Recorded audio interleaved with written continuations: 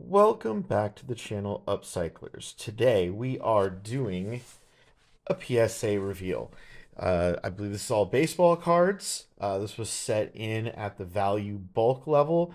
There's some pretty cool stuff in here. Nothing super massive, but some interesting stuff. We've got a mixture of a few cards that were cracked and regraded. There's a few PC cards, and then a fairly good sized group of stuff that I'm planning to sell and I was hoping to get good grades on. So let's get to it. If you enjoy this kind of content, of course, like, subscribe, let me know what you think below, all that usual YouTube stuff. That, of course, helps the channel out. We are slowly but surely inching toward the magic 1,000 subscriber number, and I'd really love to get there someday. All right, here we go. This is a regrade. It's hard to read because I mangled the heck out of it getting it out of the slab, but it was a PSA 7.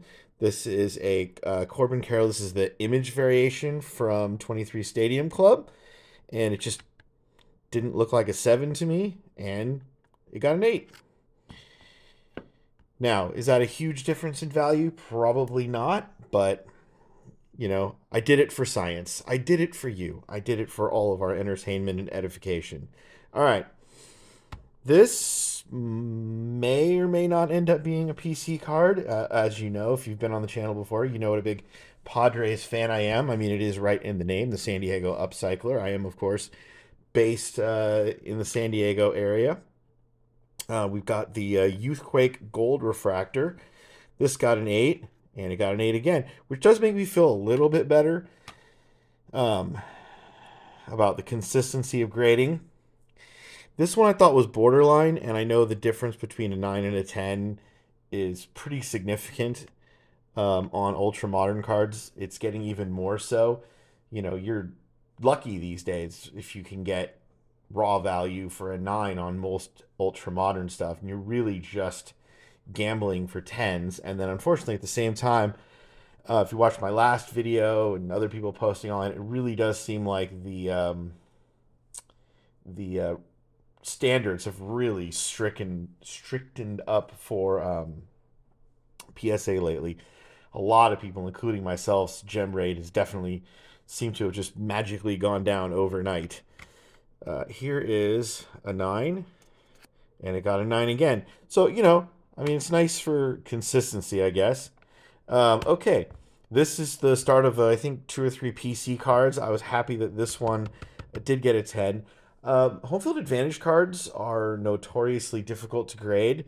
I think it may be the borderless foil going all the way out to the outside. You've also got, a little bit of color on the corners. That's easy to get a little whitening, but in any event, that's one I will be keeping. Here's another one I will be keeping. I did send in 2 of these. Spoiler alert, there'll be another one coming later in this order. I just really like the look of these nucleus refractors. In general, I'm a pretty big fan of non-numbered, rarer, short or super short printed parallels in sets, of which I think this would qualify. Another one you've probably heard me talk about before is the good old Stadium Club gold minted cards. They're not numbered, and they often don't go for as much as some of their numbered counterparts, even though in reality the print run of those cards, like a gold minted, like a 2017 to 2020 gold minted card, might only be like, they only made like 50 or 60 of them, whereas you'll get a card that's numbered out of 150 that'll go for twice as much just because it's numbered out of 150. I was actually pleased with the 9 on this. I wasn't really expecting a 10. It is autographed. It's a pack pulled auto. It's just a really cool card, and it'll certainly go in my Tony Gwynn PC.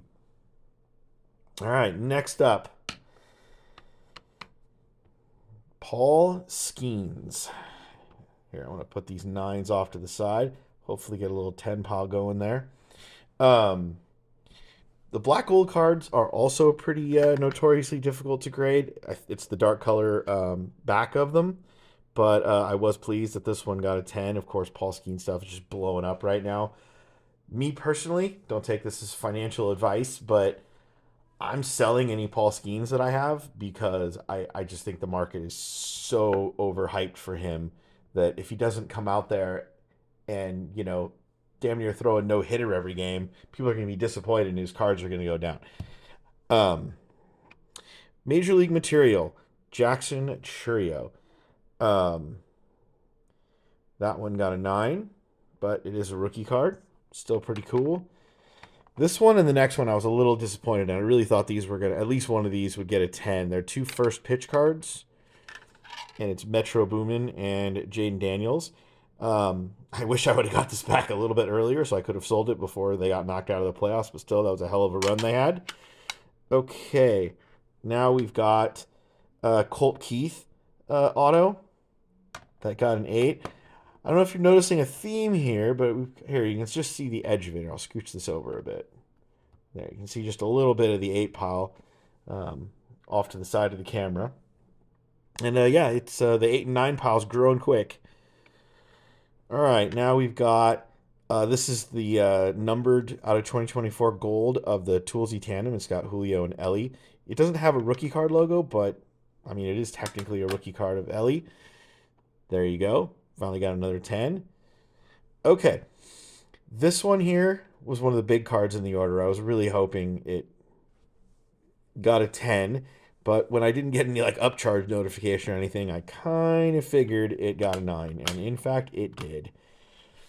That's a $300 or $400 difference between a 9 or a 10 on this card for sure, which again, me personally, I think that's too much. I mean, that's a little well, I'll get on my soapbox for just the briefest moment and say that I do think that in general as a hobby we're doing way too much buying the grade, not the card. But in any event, got another 9. Wyatt Langford Gold. That's the debut. Here's one that I looked over and I thought was really clean. And, I'd like to have this card in my collection. I'm still on the fence about whether or not I'm going to keep this particular copy or not. I probably will, actually, the more I've been thinking about it. But this is the Kobe tribute dunk. It's just a really cool. There's certain, obviously, you've got rookie cards.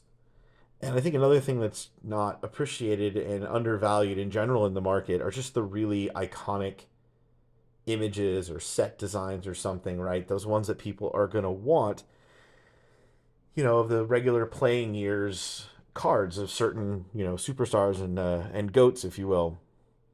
Okay, I think we got a couple of let them cook inserts coming up here. That one did get a 10. That's nice. Here, let's go ahead and put that with PC stuff. That's nice. Hopefully Holiday has a good season. There's the other nucleus one I was referring to. This is the Baseball Stars Gold. I think this is from Series 2, I believe. I think the update one is a different image. But it is a sticker auto, so I'm probably not going to keep it. I'm not a big sticker auto guy. I in general, think autos are overvalued for what they are. I like the aesthetics of the card. I read a thing someone was talking about, the similarities of the sports card market to like the fine art market. And, just because a painting is by a particularly famous painter, it doesn't necessarily mean, it needs to command exorbitant sums of money relative to other ones. I mean, the subject matter and the look of it, is it really, beautiful or iconic, matters. And I feel like it should matter more in sports cards. This is a cool one. I guess you'd call an orange color match on the Tigers, right? PSA 10, Parker Meadows. This was one actually I pulled, and I have a big bin of, sort of like cards that I'm aging, if you will. Just waiting to see how people do. Parallels of rookies and first Bowmans and stuff. And Parker Meadows had a little moment in the playoffs, and there was a series here against San Diego. I went to one of the games, and he just busted us up. So I sent that one in, got a 10. I was happy I did. And the final card is an Aaron Judge Major League Moments. And yeah, so as you can see, that was a pretty terrible gem rate. Now there are a couple of gems in there, so what, 6 out of 19? You know, you really want to be like 50% or better. I probably barely broke even on this order overall as far as like the changes in value when you factor in the cost of the grading. But, you know, you win some, you lose some. I'm definitely shifting my strategy a little bit. I'm definitely sending in way less, lower end cards for sure, at least for the time being, and while everything is as strict as it is with the grading. But yeah, anyway, as always, thank you very much for your time. I hope you enjoyed it. I hope you found it somewhat educational and interesting. Any thoughts or anything, please hit me up in the comments below. I try my best to respond to everybody. Look me up on Instagram. I have an eBay store all by the same name. The minus that is going to be up probably by the time you watch this video. Will already be up on my eBay store, if not shortly thereafter. And yeah, we put out videos as best we can on Friday mornings at 11 a.m. Pacific. And yeah, that's pretty much it. Have a good one. See you in the next one. Bye.